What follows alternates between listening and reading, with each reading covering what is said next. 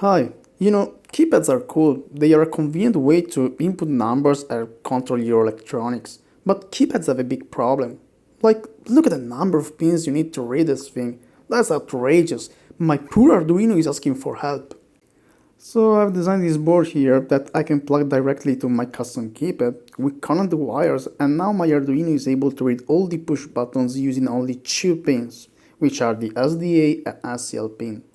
In fact, we are relying on the I2C protocol to read our keypad. In total, we have 5 wires exiting our board, which are the ground and input power pin, the SDA and SCL pin, and the optional interrupt pin. Huh?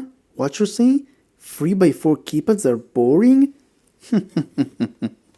Well then take this one, an 8x10 keypad for a total of 80 push buttons. And again, only 2 Arduino pins to read the whole keypad. Isn't it fantastic? Man, I can now control an entire airplane with so many push buttons.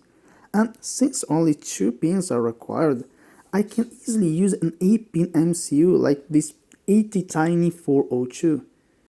Anyway, I have more things to share to you. The first one, if you have an MCU that can emulate USB devices, you can actually use your keypad to type it to your computer, either for standard typing or to make macros of various types. Here I'm using an Arduino Pro Micro that is basically an Arduino Leonardo in a smaller form factor.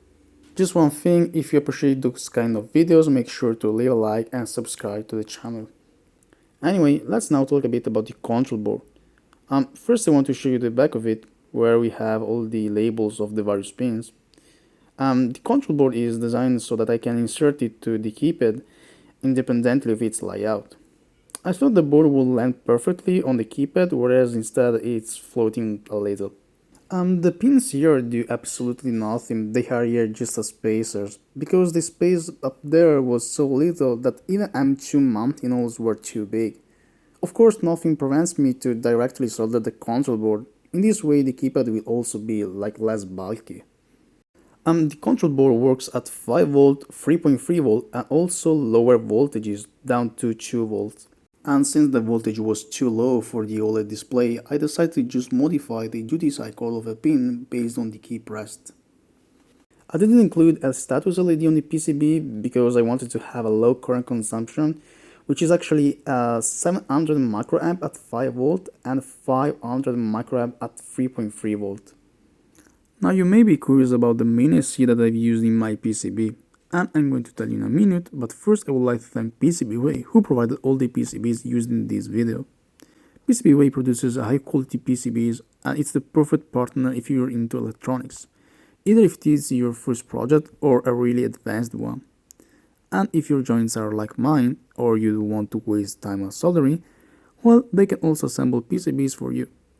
Not only that, they also offer 3D printing and CNC machining, with really tons of materials you can choose. Just check PCBway.com, link in the description. So what's the mini IC?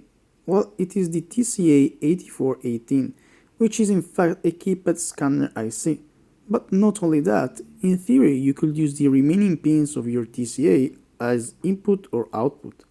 Here for example I'm using it to control some LEDs using I2C interface.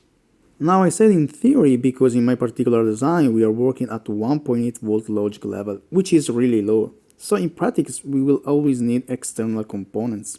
But you can make your own design using a 3.3V regulator instead of a 1.8V one.